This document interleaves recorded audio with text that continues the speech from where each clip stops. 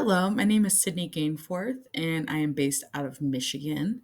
And my project is titled Urban Tree Canopy Analysis and Factors Affecting Mortality in the Upper Midwest.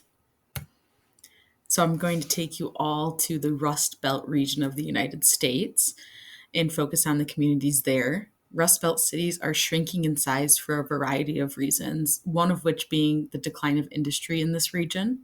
This has led to pockets of cities experiencing higher rates of disinvestment and abandonment.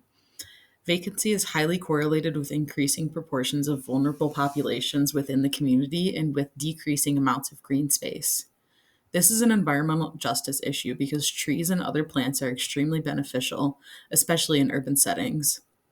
Trees should be considered essential parts of urban infrastructure. They work to absorb greenhouse gas emissions to mitigate climate change and filter air pollution. Furthermore, they help slow water runoff, preventing erosion and filtering contaminants from the water. Urban trees have been shown to improve people's mental and physical health as well. This exact same scenario is occurring in my home, which is the Saginaw Bay watershed of Michigan. Pictured on the right is a vacant industrial building in the city of Saginaw, which lies within this watershed.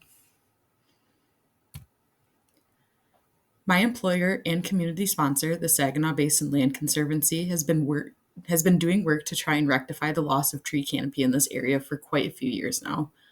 We have various projects, including Better Branches in the Pollinator Program, that provide essential remediation of natural green spaces within the cities of Saginaw and Bay City. These pictures give you a glimpse into what a volunteer day can look like for these types of projects. This type of work is typically taking place on vacant properties. Through research, we found that Saginaw has an approximate tree canopy coverage of 29%, and Bay City has about 24%. Both are under the 40% tree canopy coverage target put in place by the Michigan Forest Action Plan. So, what is the most effective way of fixing this? I was looking to answer three questions with my project. One, what causes canopy decline? Two, how can you arrest the canopy decline? And three, what is the canopy of the city of Bay City like? Methods for my project include collecting data from various sources for the city of Bay City to compare and analyze with the Saginaw data. Data collected includes population per census block group, area, and canopy coverage. I used iTree canopy analysis tool, tree equity score information, and US Census information. As well as working with data, I also conducted a literature review. I dove into literature on the topic to answer the first two questions of what causes canopy decline and how you can arrest it. I mainly focused on searching factors that play a role in urban tree mortality and how to cater to the needs of urban trees, with a focus on the upper Midwest region of the United States. In the literature reviewed, street tree mortality rates range from 0 to 65%. The important takeaway from this wide range is that we may not be able to determine a generalized rate of attrition for urban trees broadly, but we are able to identify the common factors that lead to their demise. I found that there were three categories of factors that cause urban tree mortality: establishment loss, age-dependent loss, and senescence-related loss. Establishment loss is the leading cause of loss for urban trees. This type of loss comes from trees being planted incorrectly, such as not having the right size hole or choosing a location that can be problematic as the tree gets larger. Establishment loss can also occur due to the inefficient care of trees after their planting.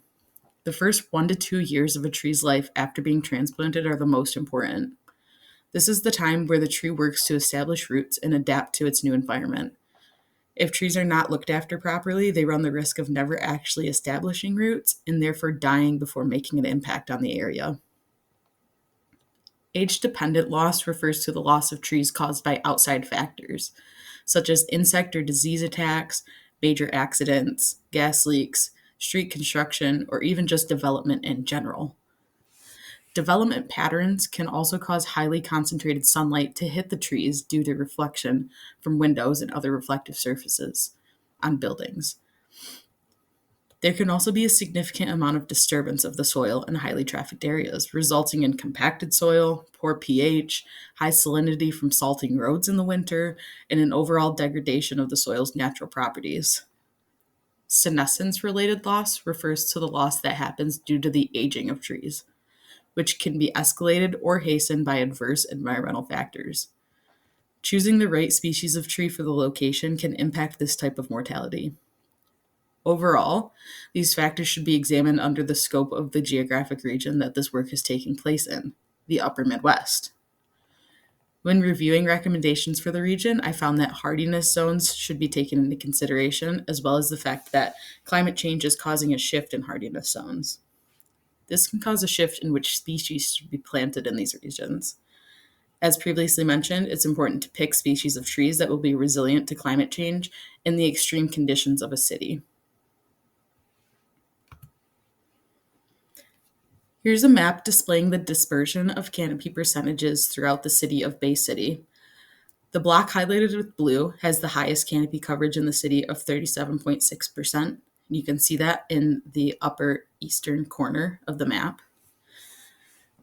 And then the block highlighted in red has the lowest canopy coverage percentage, which is 10.54%. A quick thing I wanted to know about the city of Bay City is that the data about the canopy has become quite important due to there being many conversations about street trees in this community. The city has conducted quite a few projects that they have unfortunately had to clear entire streets of their street trees. Our organization, specifically our director, Zach, has been vocal about the impact that doing something like this can have on a community's health. The city has agreed to take extra steps in the future to try and protect as many street trees as they can when projects like this happen. This next map displays the dispersion of canopy coverage throughout the city of Saginaw. Again, the highest canopy coverage percentage is 42.6% and highlighted in blue, and the lowest is 12.25% and is highlighted in red.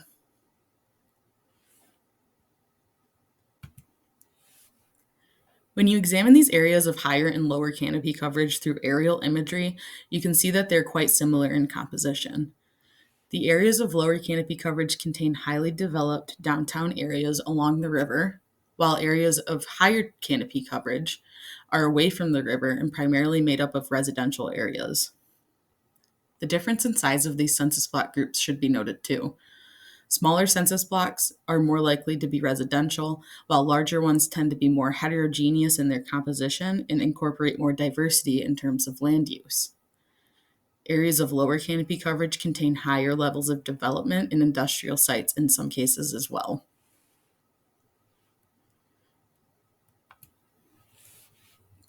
Next, I wanted to show the graphs that were generated when factors of population area and population density were all tested as factors of canopy coverage.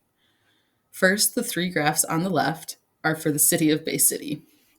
The first one shows blocks with larger populations tend to have a lower tree canopy coverage, where population is on the x-axis and canopy coverage is on the y. The second one down on the left shows the census block groups that are larger in area and have lower tree canopy coverage, with area on the x-axis and canopy coverage on the y again. However, for the third graph on the left, when the population is standardized by area, becoming population density, more densely populated census blocks had higher canopy coverage. And that's the final graph on the left. In Saginaw, population density and area were correlated with canopy coverage, which you can see in the second and third graphs on the right. Overall population size in a census block was not correlated with canopy coverage, which can be seen in the first graph on the right.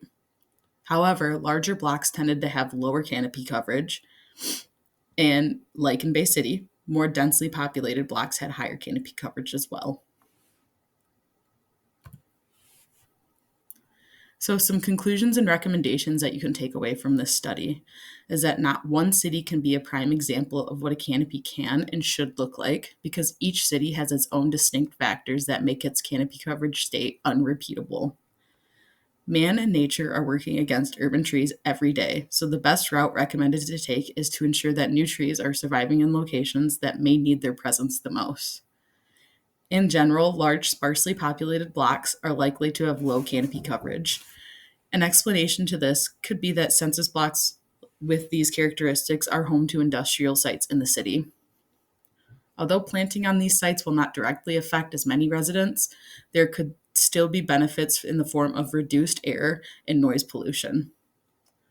Climate change has proven to have extreme impacts on the urban heat island effect, and the more this cycle appears to perpetuate, the more important it is to have trees and other types of vegetation to help lessen the effects. However, urban heat island effects are also creating unappealing conditions for trees to be planted. So, in the face of climate change, there must be more of an effort to ensure success for trees being planted in urban tree management.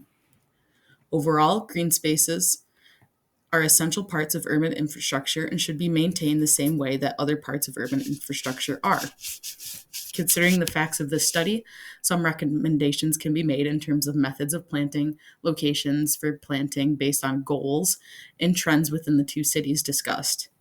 It was found that there's a difficulty understanding the livelihoods of already established trees that make up urban tree canopies. However, taking the proper steps when making an effort to add to the existing canopy can be the difference when moving the needle of tree canopy coverage.